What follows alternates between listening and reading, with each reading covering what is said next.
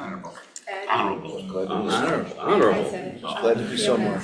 Unable to tell you she couldn't make it, but she can make it. Talk about that Christmas. Approval agenda, I have two additions that came to me. One, talk about an MOU for the high school parking lot, which we've already signed, but the state wants something else. And two, the certificate of occupancy, talk about that. So I have a motion to approve the MOU for the high school parking lot and the certificate of occupancy, to put it on agenda item 6E and 6F. So moved. Second. Discussion? All in favor? Aye. Opposed? Oh, wait, can you add another item? Yeah. There you go. If I'm no longer on the board, then Oh, okay. Okay, take a vote take a vote to on include. this if you Yeah. want me. Yeah. You have a chance to kick me out. Wow. Am I allowed to ask a question? Or no? Yeah, No, alright, that's right. Yeah, what's the question? What's the question? Nothing changed between the arrangement, right? So you talk, when you do that, that means for next meeting you're gonna talk about it or not? No, today. No, my question would have been, did anything change from the agreement we had with the city? No, this is- it's no, it's just not a, that. it's just a It's minutia thing. A minutia. Minutia. Alright, sorry. Doug is here and Lindbergh is here.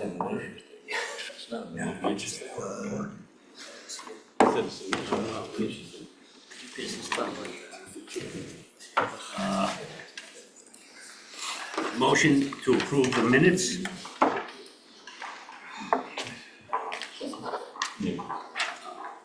John? Second? Ellen? Any discussion? All in favor? Aye. Opposed? Okay. Any public participation? Okay, Mike, you're on. Hi, everyone. Usually I start with the slides, but I think this time we're gonna talk about schedule of the athletic fields and kind of what that looks like now and really what that looks like through the spring into the completion of the fields. As you're all aware, we're really able to turn over the JV baseball and the North multipurpose field back in September for use. And have since then been constructing the, varsity baseball field, that South multipurpose field, and then, rough grading into the varsity softball field. Most of you have probably noticed that, the work has significantly, slowed down since Thanksgiving. And, the plan all along here after, getting the proposal request was really being able to construct these fields up until the new year. Where weather conditions like traditionally don't support the environment that's needed to, continue with earthwork and concrete work. Last week, about a foot of frost in the ground while excavating for, light pole bases and raceway. Just to put it into perspective, winter hit quick, it hit hard, and it's not going well. Over the last, yeah, I was gonna get into a little bit later. We've incurred a little bit of winter conditions. But over the last few weeks, we've been in constant contact with CJ Fucci, the site work contractor, and their subcontractors like Field Turf, for example, who said recently that they're not going to be returning, after Thanksgiving because of the snow and the ice on the ground, and extremely freezing temperatures, consistently. Workability of the turf product is very difficult in these unsuitable conditions, and it has an adverse effect on the quality of the product that's being installed, which is obviously not something we're going to compromise on just to get the work done, right? Additionally, there are other subs of CJ Fucci like Carvalho and McDowell, who is their concrete flatwork and curbing contractor, who has been encountering winter conditions since November 1st, and can obviously no longer guarantee quality work under these harsh conditions. Finish of concrete, adequate curing, or just some examples that are affected by these below freezing temperatures. Covering and uncovering the concrete after placement, all that has an impact on the quality of the product. you know, the impact that this has on the turnover of the remaining fields is significant, because, you know, there's a really, you know, hard chance that these fields, you know, aren't gonna be ready for the start of the season. You know, I phrase that with some uncertainty because nobody here can predict the weather. You know, we're kind of at the mercy of Mother Nature. You know, so we don't know what the conditions will look like, you know, come late February, come early March, mid-March, late March, right? You know, if we can get an early jump and, you know, weather permits to, you know, finish these varsity baseball field activities and get those, you know, get that field opened up, you know, for April, you know, that's great. You know, but if the weather doesn't break enough and, you know, you're on the tail end of those harsh conditions, you know, we're looking into some activities that, you know, may be worth spending some money to, you know, for some more, you know, winter condition costs, you know, like removing frost, you know, paying to pump concrete sidewalks, you know, to facilitate other activities. Really, all that in an effort to help kind of expedite the work that needs to be done through the spring and the summer and try to pull it back where we can. More of a question, you know, the softball season, I believe, already said starts in early March and ends roughly, I think, Yeah. playoffs, you know. If it's Is that mid-March, May they'll go or up. May or June? Yeah, the first softball home game is the 6th of April. And when's the last one? Well, I don't have that. Not postseason, not in postseason. So it'd be about the 15th of May. So in the month of April, we have 5 home games for softball. 2 of those I would be able to flip-flop with school because we play them twice. So I could play away in April and then play a home game in May. And then there's 3 that are one-timers that we'd have to figure something out for. Okay, yeah, because obviously we're forecasting activities that we're gonna, you know, see if it can open up early in the spring. Yeah. You know, try to pull that field back, you know, for at least a June completion. That's pretty tough, but it doesn't really sound like that's gonna really move the needle at all. You know, Can you play on the JV field or no? The JV field would be difficult to play on, so we could practice there. Because of the dugouts, Mike? Mostly, and having no rounded backstop, that would cause balls getting to the backstop to ricochet in unusual directions and would really affect play. It comes to a point Yeah, do behind we home have, plate. yeah, gotcha. Is there netting above both sides? I think there is, right? Because Yes. tennis court on one Yeah. side and, Yeah, it's not that, it's the ball yeah, it'll go in there and stay in goes there. and goes that, you know, it's, you know, think Fenway Park, that's kinda, you know. So it would make it difficult, but, you know, I can just talk to the commissioners and the Park and Rec Board and, you know, we Yeah. can, we could, you know, possibly play our games at Roman Field again. I guess some of the points are, you asked about winter conditions, Gary. We did spend, you know, we had budgeted some winter conditions. We did spend some leading into this, but it got to the point where it's diminishing returns, right? And I think the feedback we were receiving from some of the key trades were, they're not opposed to winter conditions, but using them strategically as we come out of the winter, rather than putting materials in place and then letting winter take its grip on it immediately for the next few months, that there's more consideration to degradation in the product than if we're, you know, the dates Mike was talking about were like, that, you know, can we get in there in the middle of March? You know, generally people say April you can resume things, but we're saying, well, what can we start in March? So if winter releases its grip, then that changes things, right? I mean, we're, you know, we're right, Not this year. right, no, and right, I mean, that's what really You're gonna spend. literally hit us hard was the fact that it snowed and it never warmed up after it, right? We have that blanket and the foot of frost within a couple weeks' time, it's just, Yeah, it made it, we could have gotten 30 more days, usually. right, But, right. all right, so that's good. Mike could work on that, but the baseball field. I think you go. And I think, you know, there's improvement to pull the, you know, the baseball field, you know, into earlier April. You know, right now it's showing a little bit of a late April, but again, that's with the unknown of when do we start? And, you know, if we know that we're gonna, you know, not necessarily abandon, you know, the varsity softball field, we prioritize that baseball field. We got a pretty good shot at getting it done, right? Baseball, we have even a little bit more leeway. We don't have our first immovable home game until the 17th of April. We have two at the beginning of April that we can flip-flop to May. Yeah. We have 5 total.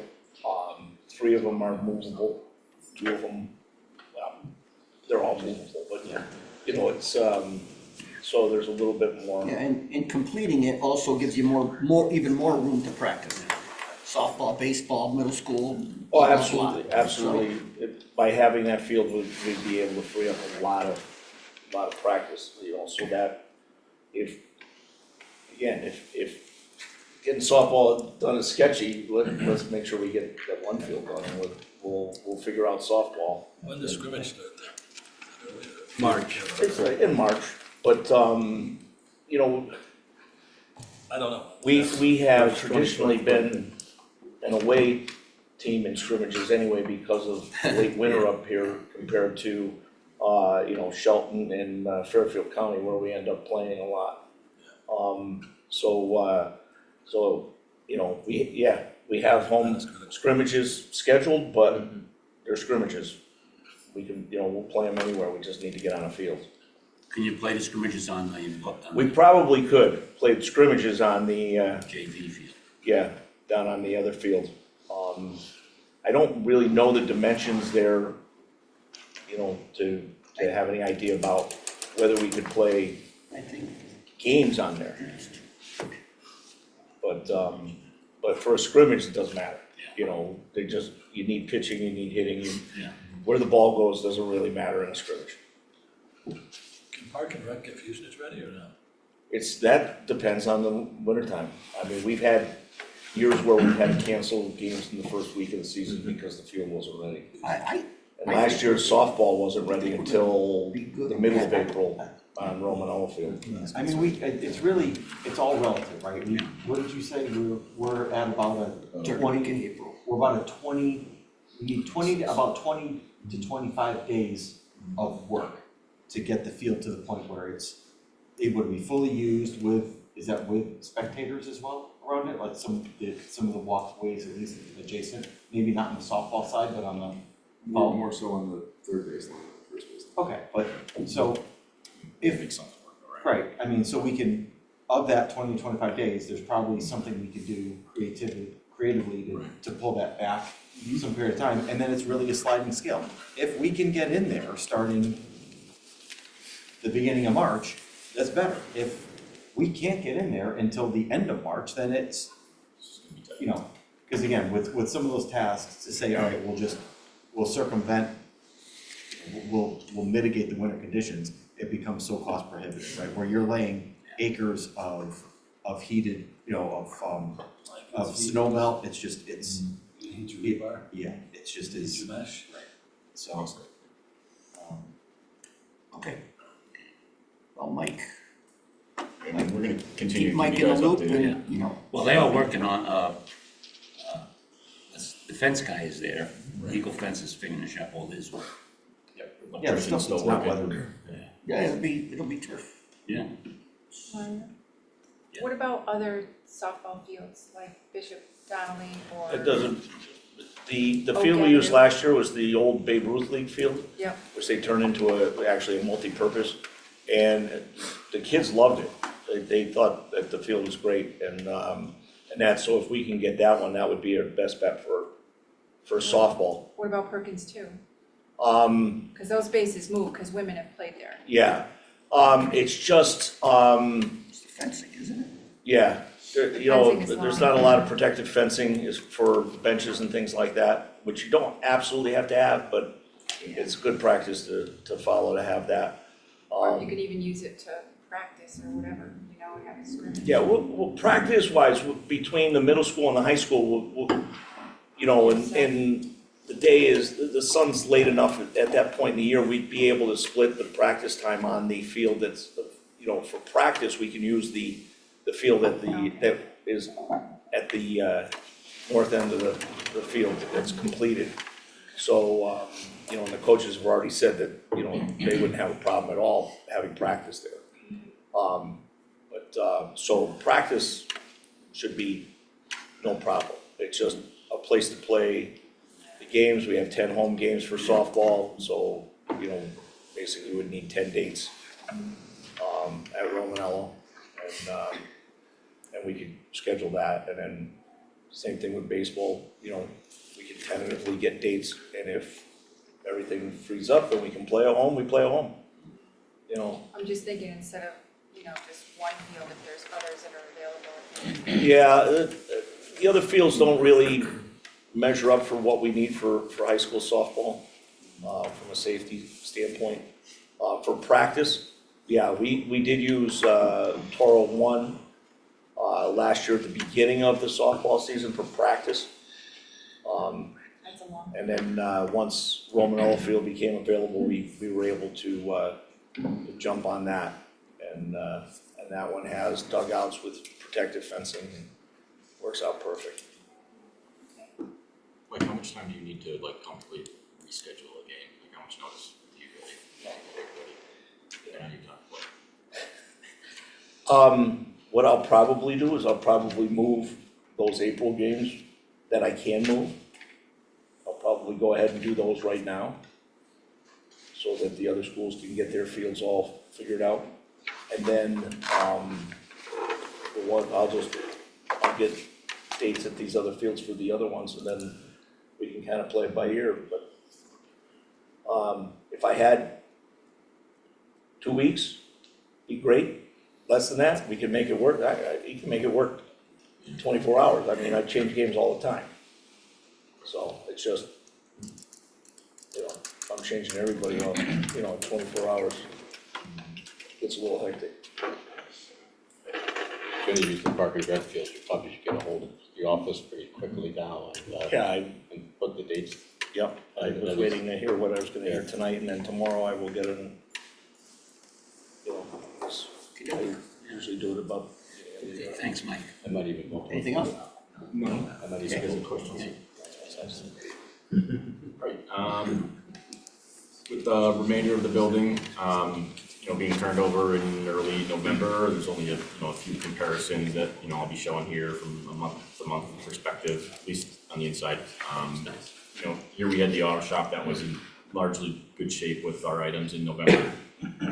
Really just needed the furniture to be spread out and some, you know, final cleaning that needed to be done, for it to really function. I got a question on the auto shop. What about the lift situation? It's scheduled to be moved, we hope during Christmas break, but we haven't heard from them. No. Yeah. Tweaking the angle of it and the width of it. Yeah, I went in there, the design is kind of terrible. Yeah. The door is too small, or it should be moved I over. don't think it's the design, I No. think it was the, Placement. the placement, yeah, more than anything, right, cause it was. You can it was move a car in It there. was difficult. Well, a car, but what about an extended Well, we're truck? gonna extend it too. Yeah. No, the So we're extended taken bed truck. care of. Yeah, so what happened was the lift has the capability of going 119 inches wide, and the gentleman installed it at like 94. So it's not utilizing all of its benefits that's afforded. No, I understand the lift, but the turn in there, the lift is really close to the door on the left, It was being moved. Yeah. It was being, like it's moved further up. up? Yeah, yeah. Okay. Yeah, it's being moved like that, Yeah. if I remember correctly, you know? Yeah. So you could swing in a little Swing in. better. Plus the posts are further apart, which makes it easier too. Long story short, we're not happy with it either. But was it, they didn't do it to spec, or what happened? Well, there's, not to get into the real minutia of it, but there's a state law, I guess, that you can't put bolts within 6 1/4 inches of an expansion joint, and that came into play, right? The expansion joints and the layout of the lift were not coordinated in such a way that, That's why it was only 90 something. so the guy said, I'm not doing it, I'm not putting it near an expansion joint because it gets inspected every year. Yeah. And the inspector's gonna fail you. So, And that wasn't discovered until it was put in? correct. Was it design flaw? bad design error. Sounds like it. It was a bad design error. Yeah, or coordination, I'm not sure which. Yeah, I mean, this is a, right, this is an FF&E item, or, right? We didn't. We didn't. We didn't provide. This was a separate item. Separate thing. No, I'm just trying to figure out where. No, we bought it, Right, but we should have, all of us should have coordinated the expansion joint. Is it expansion joint? No, it's not. It's a control joint with where the lift was gonna be laid out and maybe just tweaked where the control joint was gonna be, but too late, so we're gonna move it. So nobody caught it. Nonetheless, once it gets moved, we gotta hook up power to it, so when Yeah, it's all set, yeah. take care of it. And we'll take care of patching the floor too. Yes, and Yeah. Pat should repaint it. And that's reseal the floor. on our dime. Yep. It won't be on out there. Okay. Okay.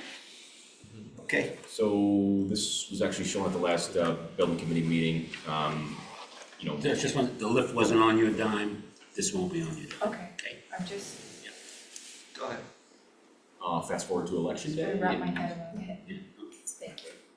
the weight room equipment was moved in and facilitated that. Not sure if they're actually using it day to day. And it doesn't start yet, I don't know when that, in January, right, that class? The classes, the phys ed classes will be in there in January in the second semester. Currently, the swim team and indoor track is using Oh, good. the weight room, and starting, when we return from break, football will begin their off-season training in there, so it's So been we're gonna really measure busy. the guys in and then after? What's that? Before and after. Before and after. Yeah, I wanna make sure. Cause Mario wants to use it. Oh, yeah. Yeah. I've been working out my whole life, look how it's. You worked out in Maine once, you should have seen I it. did, Trying not to stare at the girls. the other way around. I know it's taken refrain from comment. Go ahead. We're moving outside now. This is the entry to the athletic field. Those brick pavers you can see in the distance, they were, you know, nearing completion at this point in time in mid-November. Fast forward to them actually being completed. So the documents actually called for us to salvage the existing pavers that were in this area, and you know, they varied in size, and it really didn't allow us to maintain that herringbone pattern that you see on that inside of the circle. It's really hard to see. And obviously with the amount of cuts and waste, you know, we weren't really sure if we had enough of the existing the pavers. So we got a quote through our masonry division, and we actually donated them to the project, so you won't see a cost for that. It's a nice selection. Came out nice. It's really nice when you walk up. Anything for you guys. Yeah, there's bonus. I wasn't sure if we were donating until Mike just confirmed it, so that's good to know. Well, the cookies used to be big, now look, yeah, Oh, you want papers, or you want cookies? Yeah. What do you want? anti-pasta. Working our way on the backside here is the varsity baseball field. This is where the access ramp is that brings you from the middle school parking lot up to the fields. As you can see from just this comparison, you know, to the one that I'm going through now, you know, a lot of work has, you know, taken place since the concrete curb walls, you know, pavement's been installed. You know, recently the the primer galvanized railings and a high performance exterior paint is going to be installed. And the rear rails will end up being, you know, core drilled onto the top of those concrete walls. It's kind of hard to see because of the blankets. So we're shaping up nice. Moving down to the third baseline here of the varsity baseball field. This is where you have that, you know, field sewer ramp access. As far as the slide, as you can see, the you know, the walls were replaced. Flatwork section right there is being finished. At the time of this picture, this point of view is looking obviously down the ramp, you know, so we're standing on what would be the synthetic turf side of the field. And permanently you have a double gate there that's gonna be installed and, you know, will need to be opened up when that sewer pump truck needs to access the manhole right behind us in that picture. Next up, we got a little bit of an update here on the heavy duty path between the tennis courts and the multi-purpose field on the left side, and then the varsity baseball field, multi-purpose field on the right side. As you can see, a lot of progress here has, been made relative to the heavy-duty concrete in between the fields.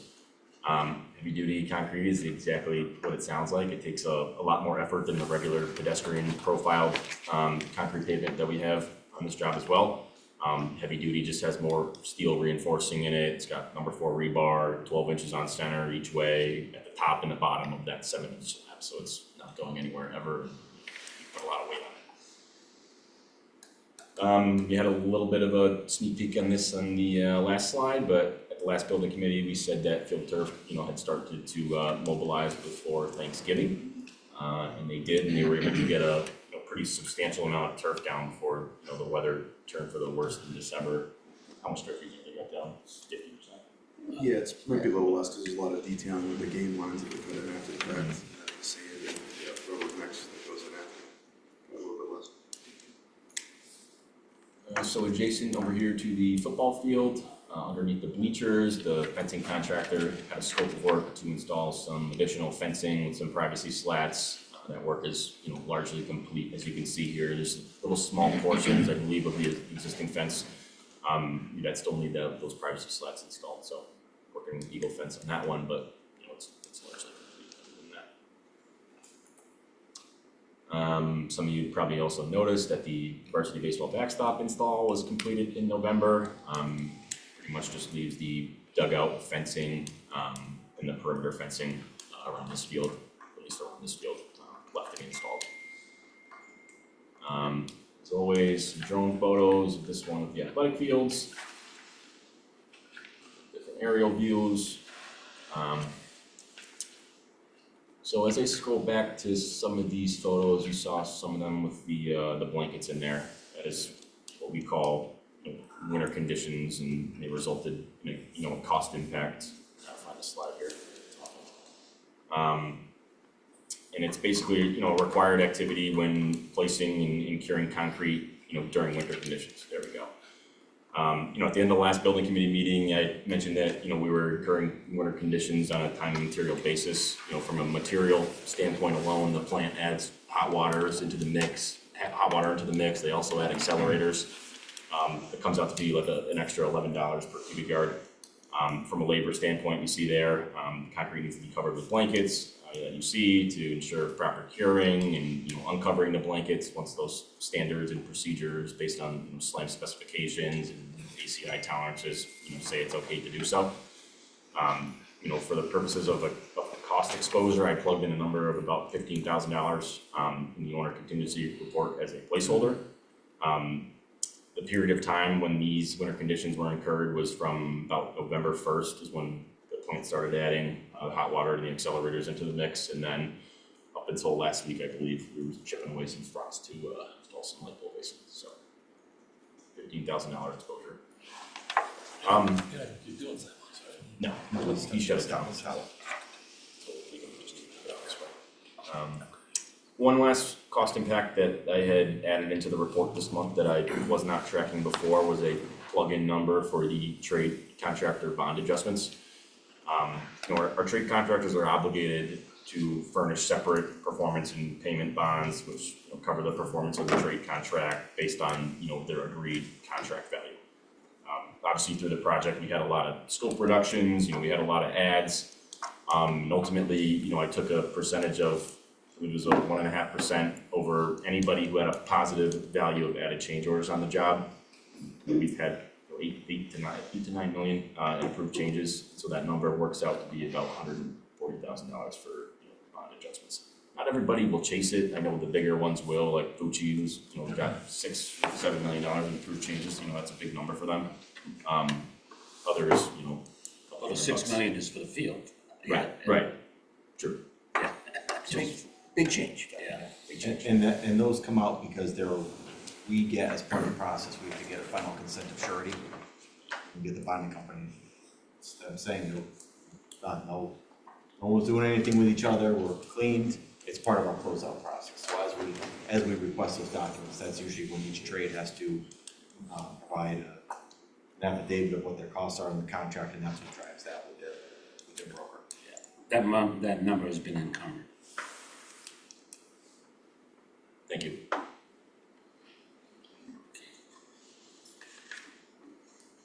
John? Well, as you can see, things are winding down now that the work in the building is substantially complete. Our field report 135 was the last report that we've issued. We're still tracking 13 items, down a few from last time, all of which are also maintained in the punch list. So we're gonna start to phase items off the field report and onto the punch list, so they're maintained in one place. There's one over at the high school that we're tracking. There are 8 in the site. Some of them are ongoing until warmer weather. 2 are at the middle school and 2 are in the gym and adjacent spaces. Again, those are all on the punch list and they're all getting taken care of off hours as we move forward. Banesh was out there in November, issued a field report. Nothing significant other than reminders to be sure that silt control is in place and that any structures that have silt in them need to be cleaned. Any piping systems in the storm sewers need to be cleaned out at the completion of the project. Special inspections, you recall the photo that was up there showing the heavy duty concrete. There was an inspection of that reinforcing, there were no deficiencies noted, and then the concrete tests that were performed of the same concrete, the sidewalks and the heavy duty concrete, there were no deficiencies. They've met their 28-day compressive strength, so all is good on the concrete side. For startup and testing, we had the fire alarm system, the closeout documents that satisfy NFPA 70, the electric code, and NFPA 72, the fire alarm code. Those were submitted and representing that the work complies with those codes. Structured cabling in the final area of the building at the gym and locker room spaces, that was tested and that was submitted for review. And this video surveillance cameras aiming in that part of the building in phase 2C has been performed and signed off. The last bit is construction waste. It's really down to small amounts now. We had 90 cubic yards, 9.6 tons, and 65% of that was recycled. So that number, we shouldn't see too much more of that moving forward. Thanks, John. Kemp, you want to say something about Jeff? Yeah, sure. Good evening, everyone. I had sent a memo to Ed Mario earlier today to inform them and this committee that Jeff Lavoth will be retiring at the end of this year. And so we wish him well on that. He's served our firm for quite a few years. And we are assigning Pam Corey to take his place for the remainder of this project. Pam is one of our most seasoned construction administrative reps. She's done several K-12 projects with me and for the firm. And she actually lives nearby. So she will be finishing out the project. We've been working internally to transition Pam to the role on this project. Just wanted to make sure that the committee was aware of that. Thanks, Kim. Thank you. Next item, payment on application number 43 for $2,310,279.24. Have a motion to approve? Gary, Ellen? Discussion? All in favor? Aye. Opposed? Mike, you're up again. All right, PCO 669R1 is an owner's contingency cost of $1,266. There was a contract metal decking infill for a structural steel contractor on the second floor of the old locker room area. And it was discovered that the existing condition did not allow for the metal decking to be installed properly. It was slam structural and ended up adding a continuous 5-inch plate to the underside of the existing beam. We need to check it on any time and material basis. PCO 684R1 is an owner contingency cost of $753. In the new auto shop, you had a windowsill condition, where the Corian sills were shimmed up to the aluminum window height. But you could see the joint from the top of the CMU and the shims that were raising the sill elevation up to the underside of the window. In review with SLAM, we had decided to utilize some extra material that we had on the project and then introduce an apron to clean up that condition. It's just a labor charge on piping material. PCO 690 is another owner contingency cost of $17,129. Back in April or May, we had received a design change to the old first floor concession bump out area where the exterior toilet rooms were deleted and an exterior storage room was created. And then the locker room area was shifted to where the old concession stand was going to be. We hadn't replaced the concrete slab in this area when we had received the design change. We were holding off. But the specified underground piping locations were already in place, so we had the site contractor make modifications to that. As I had mentioned before, an exterior storage room was now included in this layout, so that added one of those large overhead motorized coiling doors, and then the supplemental steel required to support that. So that came from the general trades contractor and then the Miss Metals contractor. Additionally, there were more extensive exposed ceilings that needed to be painted, so that area increased. So then there's the other costs for the painting contractor. This change is really not done. There are still credits that I'm getting back for the items that were deleted in this change. So that includes electrical. It includes deleted acoustical ceiling where the concession stand was going to be, and then some drywall and framing changes where we deleted those two bathrooms. There were hard ceilings, so all that framing, all that drywall, all that taping comes back to the project as a credit. PCO 691 is an owner cost of $12,145. So in the athletic field proposal request, PR87, the design had included a certain number of removable bollards in certain areas throughout the complex. And working through the field pricing, these removable bollards came to be very expensive. And we actually decided to delete them as a cost savings to reduce that $6 million cost. Another way to block off access than use removable bollards was adding some additional gates. So that's what this cost is, in the amount of $12,000. I believe it's four gates, 4 double gates and a single gate. Does that include Dean's Gate? It does not include the Dean's Gate.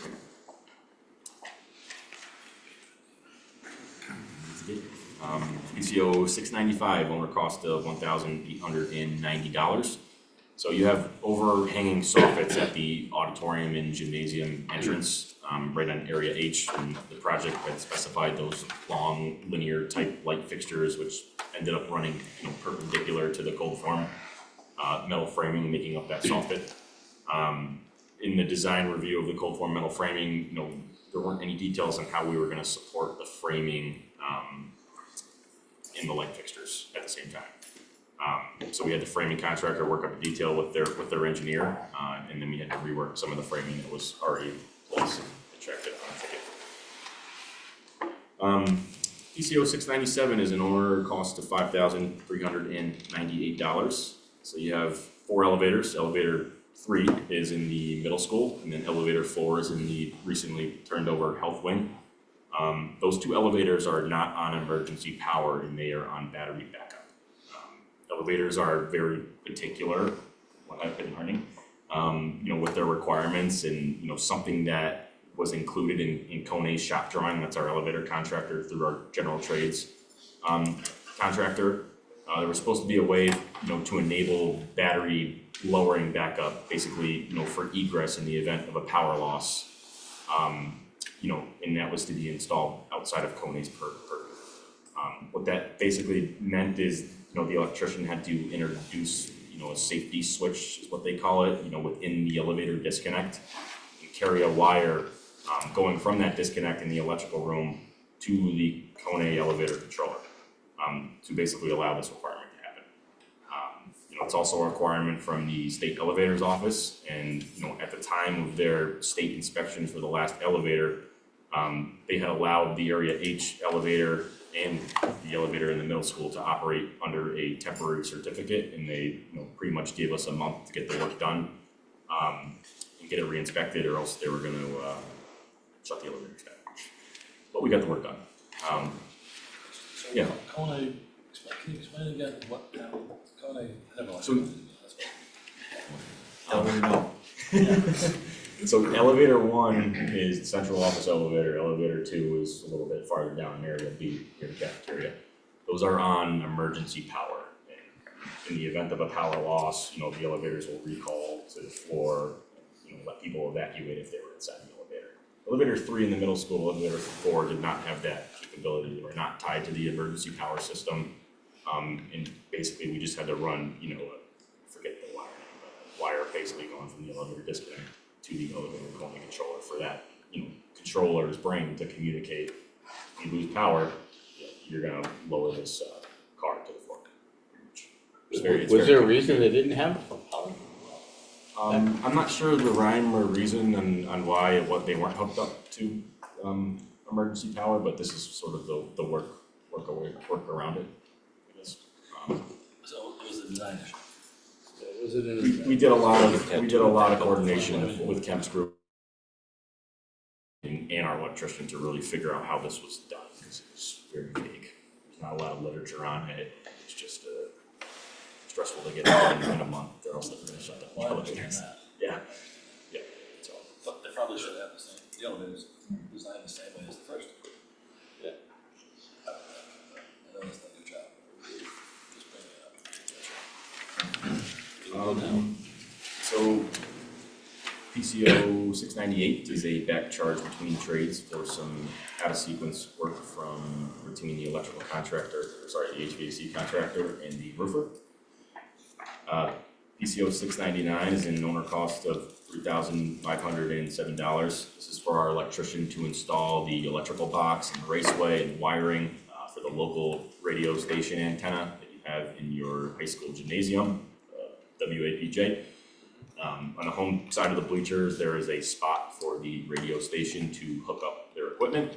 That's where the wiring travels up, you know, through a non-penetrating roof mount that's pointed at Torrington towers to pick up that signal. There was also a cost from the roofer that needed to flash in that 2-inch, you know, weatherhead that punches that cable through it. Another question, 'cause I have to leave soon. Was there a difference in price in the 3 and 4 versus the 1 and 2? Did they just simply? We didn't have to deliver do the work in elevators 1 and 2 because the work. That's what I'm asking. the work- right. So if they had delivered the same 2 elevators for 3 and 4, would the cost have been greater? I guess if you're saying if they were hooked up to emergency power. Well, we would have, yeah, I mean, I guess we would have technically paid for the circuitry and the emergency power in the initial bid, Well, that's what I'm right? asking. So it's, Clarity. yeah, I mean, I would say it's, It would have been where the wiring that feeds the elevator is not the elevator in itself. It would be more expensive to feed it on emergency power from the other side of the building than doing what they did. I didn't hear that. It would be more expensive to run emergency power to those 2 remote elevators than it would be to do what they did by just connecting the relays. So they did it, what was done is the most economical way to do it. What was done to fix it? Correct. Okay. Yeah. The WAPJ antenna, I didn't catch that initially. Did WAPJ pay to put that in? Did they pay for that?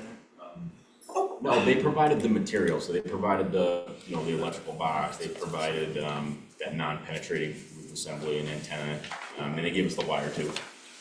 I was just, the credit union who paid for their section of equipment. Right. I didn't really have any other involvement in that, other than that. See here. Says no. Somebody here requested that. Oh, yeah. Christmas. PCO 700, owner cost of $480.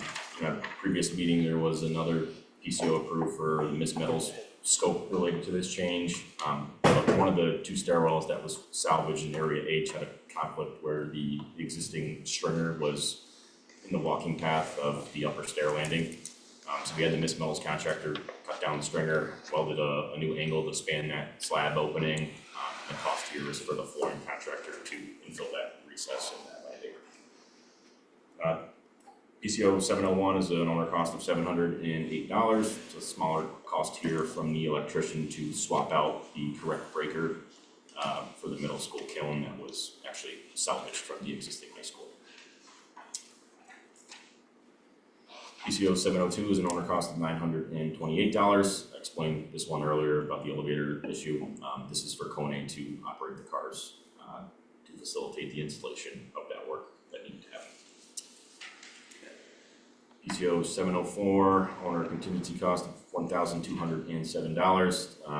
We just utilized some brake metal here for a condition that needed to be covered up inside of the Area H Stair 6. PCO 706, owner contingency cost of $6,396. Right next to Stair 6, there is a corridor on the second floor where there's an exposed ceiling where you are overlooking the football field. You can kind of picture what that is in the building. Those windows, you look out, they have opaque pieces of glass, which we call spandrel glass, where you can't see, the inside of the building from, the outside, right? But the inside of the condition was, left exposed mineral wool insulation. So we decided to cover it up because there was no ceiling blocking that height from the inside. So we decided to install some patch channel there and some chipboard, taped it and painted it and nice. PCO 707 is a back charge between trades for some damage to the TPO membrane in various areas, C, D, E, F, and G, that were work that was damaged and we had to patch it. Charge people for it. PCO 709 is a credit back to the project in the amount of $11,099. This was an allowance that was carried in the audio and visual specification for some additional future equipment that may be needed once the auditorium system was going to be completed and was signed over. We have been doing some back and forth with the theater department through the high school on some desired equipment, but nothing ever really formalized. Just felt it would be easiest to return the funds back to the project so they could be worked out directly with the school and needs. PCO 711 is a CM contingency cost of $3,747. This was for some temporary doors and some safety fall protection railings. We needed an Area H a while back before the completion of the perforated metal roof screen on the bump out of Area H where you have that fresh air mechanical unit. PCO 712 is an owner contingency cost of $13,170. In a previous committee meeting, we had advised the group of a discrepancy with the sizing of the backstops for the varsity baseball field. In generation of that proposal request for the athletic field, we had thought that the original backstop lengths were going to be incorporated into that design. And we noticed that the varsity baseball backstop on the proposal request was about like 8 feet larger than the original lengths. So we reviewed it a little bit further with Mario and decided to go with the larger layout. It's actually is the same layout as your JV baseball field backstops. So it's basically two more 30-foot poles and then 8 more feet of backstop construction. I don't believe there's poles in this one. PCO 713 is an owner cost of $751 during the owner program space changes during PR 40 R2, I believe. The design actually added 2 manual window shades on the 3rd floor of Area B for the assistant principal's office and then the dean of students office. Read it further with Mario. It never got priced in the proposal request, and we got the shades installed. $751 for 2. PCO 714 is a CM contingency cost of $20,951. So this was for the waterproofing contractor to substitute the specified spray applied air vapor barrier that goes behind the masonry. With a peel and stick AVB product at the Area H east and south elevations, which are existing walls. The hazmat drawings had showed a general note where portions of the exterior walls of the gym were going to remain, and then the existing, PCV paint on the CMU foundation walls We're gonna be removed as part of the demo scope. The assignment of that removal was never really clarified or, directly assigned to the demo contractor, but I had initially had provided them with the direction to proceed with the work, even though that they didn't feel like they owned it. It ended up being a timely process, and they completed the north elevation at their own cost, and they didn't, come after me for it. And, so we decided to, switch gears with how long it took to remove the paint, and then, credit back the specified spray applied air vapor barrier and then add the film stick product. So that would be, not only would it be warrantyable, it would, adhere properly, and it would adhere quickly enough for masonry operations to proceed and to not get delayed. So it's a little bit of a schedule assist on our end too. PCO 715 is CM cost $266. It's a very small cost here, but a legitimate decision at the time.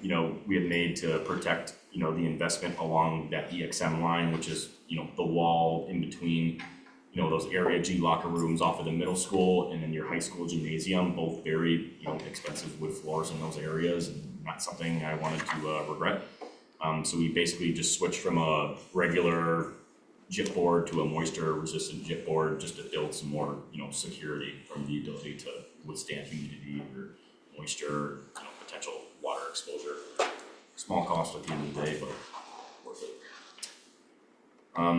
PCO 717 is an owner cost of $3,388. This was for some drainage modifications to an existing structure right next to the football field in the future outbuilding. PCO 718 is another back charge between trades for some asphalt repairs in the Winthrop parking lot for some equipment that we had stored in there in the summer. PCO 719 is an order cost of $19,583. So a few months back, we had discussed this issue at this committee meeting at the Daily Drive entrance, where we had taken a VE savings. Back in the day, it's just mill the existing asphalt in the area and just overlay a section of 2.5 inch asphalt. When we were installing the precast curbing in that area, we discovered the existing asphalt was only 2.5 inches thick, and it permanently needed a 4.5 inch section of asphalt overall. So we ended up removing the asphalt in its entirety and worked with SLAM on some grading and some conflicts that we had encountered. I believe the VE was $30,000. We had to spend just about $20,000 to make everything work. At the end of the day, it was still a savings, but some money that we had to spend later on in the project that we thought we were going to not have to spend. PCO 720 is an owner cost of $5,979. This was for some regrading required at the middle school parking lot due to some elevation conflicts related to sidewalks and curbing. Work was tracked on a time and material basis. PCO 723 is a credit coming back to the project in the amount of $1,462. There was a room down in the lower level, I forget which one, in the high school where the preschool classroom. The electrical drawing showed us to provide power and a special plug for a stove that was going to be down in the preschool room. Stove was never shown on the architectural drawing, so we had reviewed it further with SLAM and the owner and decided that it wasn't needed, so we just credited back the circuitry, the breaker, and the wire. Last one is 724. That's another back charge to the HVAC contractor for some acoustical ceiling, for the acoustical ceiling contractor to replace some damaged ceiling pads in the middle school media center. Those are those fancy APC 6 tiles you have in both libraries. They're very expensive. So, Thanks, Mike. Thanks. Can I have a motion to approve the PCOs? I had a question. Doug, okay. So I just had a question about the money that went back that was originally earmarked for a theater project. The PCO where the money went back into the general fund. Do you know what happened there? Did they never ask for anything, or did negotiations collapse? We started talking about it back in April, and it took a little bit to get the pricing worked out for the equipment that they wanted. And when I shared the equipment back with them recently, I believe a month or two ago, they said that they weren't interested in that anymore and they wanted something else, so I just felt it was easiest to return the money back. Okay. Do you know if that money is now gone, or would they have to It's go through? gone. Okay, it's gone, nope, that's gone. asked and answered. All right, thank you. They don't ask, they don't answer, it's gone. You can't wait 3 months or 4 months to get an answer back. Right. It's ridiculous. Have a motion to approve the PCOs? Who's that? Okay. Second? Second, Casey. Discussion, all in favor? Aye opposed? Next item is 6E, the MOU for parking lot. If you remember, probably not because it's so long ago, July of 2022, remember the skate park was leaving and that parking lot was the city's parking lot. So we had an MOU to take over that parking lot and so forth. And so now they're going through all of the state with Kermit, and the MOU is fine, but it didn't have a date how long it is. 20 years you need it, so just here's the letter from Kermit.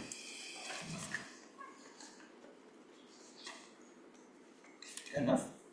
I think so. Yeah, I've seen it. Yeah.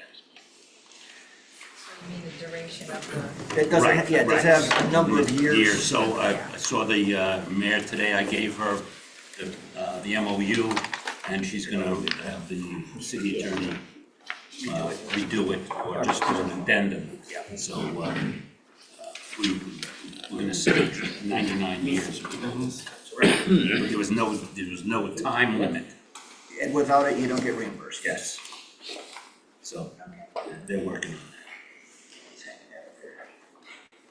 The next one is the certificate. We had a meeting today going over a couple of things. One, ONG had to send a letter to Ray Drew, which says, "I am writing to conform to you that ONG bonds, which have been in place through the entire project, will continue to be in place until final completion of the entire project." They needed that, they got that letter. Met with the mayor today and Ray Drew on another subject, and I said to them, we do not want to have no insurance after January 2022. They agreed. Mike Zerio is now handing out the certificate of occupancy to all of the departments, and hopefully it'll be done right after New Year's. So then we'll send that to Kerma, the city's insurance company. Just to let you know, Travelers, I've been in contact with them all this time. They've never heard of that before, that they don't give us a insurance, okay? Kemp even told us that there's a number of districts that still have TCOs and the insurance is there. Travelers never heard of that.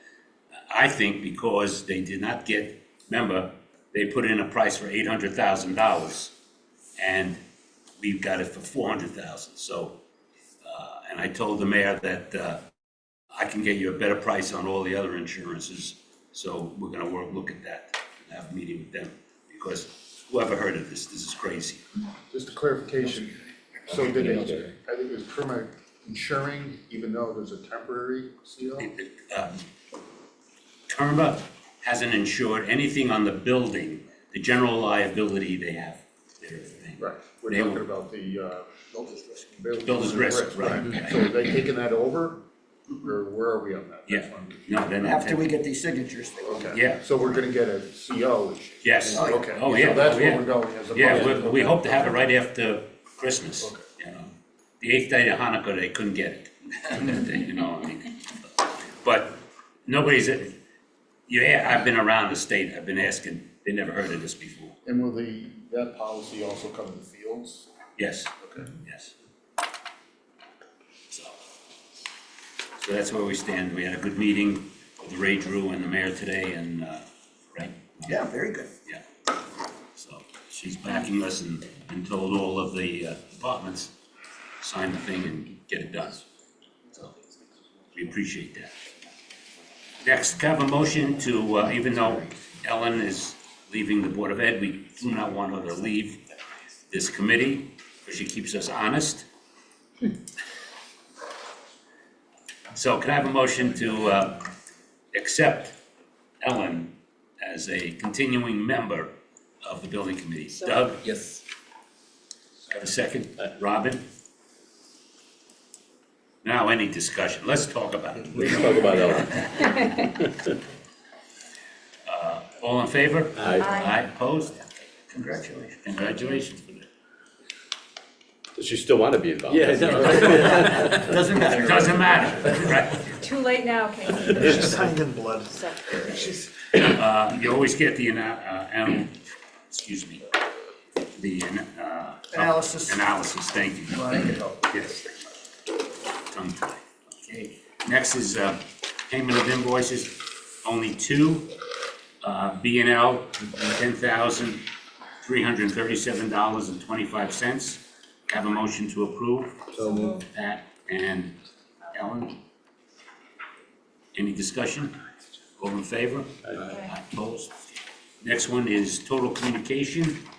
They're finishing up, they finished up, this is their last bill, finish up their project, FF&E, for $499.94. Have a motion to approve. Robin and I'll Doug. second. We haven't heard Doug today. Or Doug. All in favor? Aye. Aye, opposed? Okay. Next one, you have the budget summary. And the last thing is comments for the good of the order. Donna? Merry Christmas, Happy Hanukkah, Yeah. everybody. John? As well, Merry Christmas, Happy Hanukkah, and hope you all have a good Thanksgiving and a safe holiday. Doug? Yep, happy holidays. Thanks for everything. Thank you. Armand? Merry Christmas. And the same. Same for me. Also, we have a doubleheader tomorrow night at the Yeah. gym. Girls varsity plays at 5:30, boys varsity at 7:15. Go on down and see the new facility, it's gorgeous. Have you had any regular games yet there? Or just- We had, Yeah. girls played, volleyball played their last game of Right. the season there in November, and then we played, girls basketball played there the other night and had a big win, so, Oh, good. and, What do the people say? They like that? everybody loves it, loves it. Good. Happy holidays. Yes. Merry Christmas, thanks everyone, hope you get to spend time with your families and friends, and then just the other thing, any update on the open house? You know? From superintendent's office. Do you have it? No, nothing. Really? Yeah, no date. No date. And believe me, a lot of people do ask us. Yeah, Dean, no date? no date. We did, we talked, I don't remember what we did with it. We didn't get a call from the superintendent for 2 weeks. I just have one other thing. Put it out or not. Just pursue that. I'll do it. Good, thank you. Have some cookies and chocolates, I'm not bringing home. Mike, the cameras are working out okay? You know, The huddle, I haven't really checked on the NFHS camera. I gotta anybody, get on. has anybody been on the huddle camera?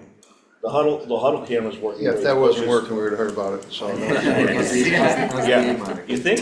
That's true. How is the aim, I wonder, but I don't know. I'll Sure, it's good. I'll go on and check the NFHS. I haven't heard from anybody on it, and NFHS hasn't called to say it's not working. so. These two are opening up a side business and camera installations if you need it. it's probably pointing to see. Frickin' frack. What are we doing? We still have to get an outlet up there though, right? Yeah, right now we're running a temporary extension cord from that scoreboard on the Okay. side. But yeah, permanently we're gonna know it hooked up. Okay. Merry Christmas, Happy Hanukkah to everybody. Happy holidays. Happy holidays. Thank you, Jerry. Merry Christmas. Everybody go to Dean's house, got a lot of food for Christmas. Happy Hanukkah, Merry Christmas. Happy holidays, everybody. Thanks. Motion to go into executive session for discussion of existing or potential litigation, mediation, arbitration, or administrative proceedings, building committee and John and Sue. Please stay. Everybody else. Good holiday, everybody. Thanks, everyone. Thank you. Alrighty.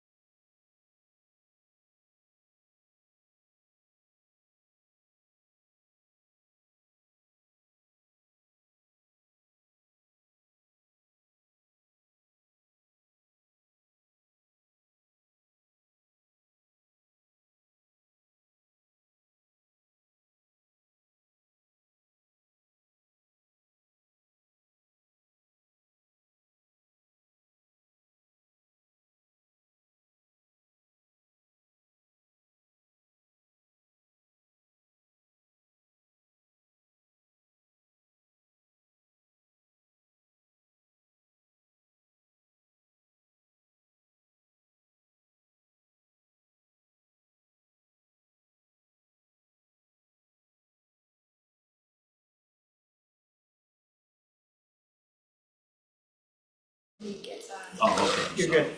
See, Ellen? Hey, we're good. No, That's why you're around. that's what's behind you. Okay, We're on. Okay, you're on. I declare open session. I would like to make a motion to approve two payments to SLAM, each at $57,318.75 twice. So moved. Patty and Casey. No, it's Armin. No, That's what I said. Repeat that one more time, please. Armin and Pat. Through his voice. It was Armin and Pat. Voice. Read that again. Read that again for now. Read it again for me. Oh, yeah. Make a motion to approve payment to SLAM for 2 months, each at $57,318.75. 57,318, what was it? $57,318.75, twice, Thanks. Two payments. two payments. Each, yep. And that was Casey and Armand Pat? and, what? Armand and Pat? Yep, Thank you. And a denial. Casey. denial by Casey. That's it. Discussion, all in favor? Aye, opposed? Have a motion to, at 6:23. Next meeting.